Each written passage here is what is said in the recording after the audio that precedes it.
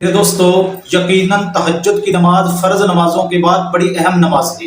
तहज्जुद की नमाज की फजीलत हदीस मुबारक के अंदर बहुत ज़्यादा बयान की गई है। अल्लाह के नबी अलैहिस्सलाम ने इरशाद फरमाया, अलैकुम बिक़ियामिल लैल फ़इन्नहु दअबुस सालिहीन। लोगों, तहज्जुद की नमाज का एहतिमाम किया करो, इसलिए कि ये सालिहीन का तरीका है, ये अल्लाह वालों का तरीका है।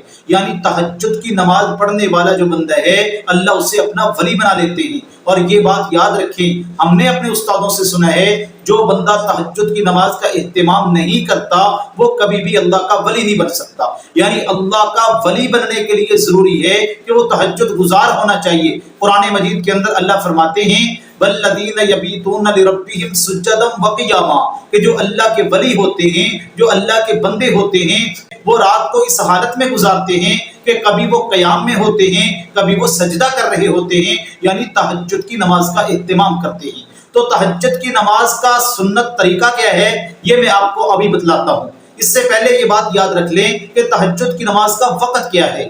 तो मेरे दोस्तों, ईशा की नमाज पढ़ने के बाद से लेके सुबह सादक तक, यानी रमजानुल मुबारक के अंदर जिस वक्त सहरी का वक्त खत्म होता है, सुबह की अजानें शुरू होती हैं, उससे पहले पहले का वक्त जो है ये तहज्जुद का वक्त है। इस वक्त के अंदर किसी भी मौके पर, किसी भी वक्त में आप तहज्जुद की नमाज का एहतिमाम कर सकते हैं। लेकिन अफजल तरीका ये है, अफजल वक्त तहज्जुद का ये है कि आप रात के आखिरी हिस्से में तहज्जुद की नमाज पढ़ें।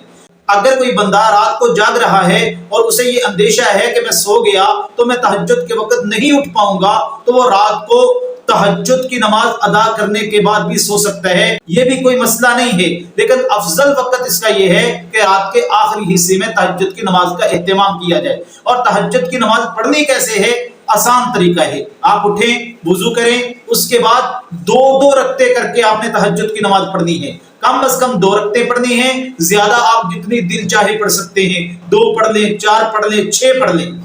तो आप तहज्जुद की नमाज के अंदर बड़ी बड़ी सूरतें पढ़ें, ये अफजल तरीका है। लेकिन अगर आप कोई भी सूरत तहज्जुद की नमाज में पढ़ लें, ये भी जायज है। तो 2 रकते करके आपने तहज्जुद की नमाज को पढ़ना है, चाहे 2 रकते पढ़ लें, 4 पढ़ लें, 6 पढ़ लें। और बड़ी बड़ी लंबी लंबी सूरतें तहज्जुद की नमाज में पढ़ें। उसके बाद जब आप सलाम फेर दें तो बड़ा कबूलियत का वक्त होता है।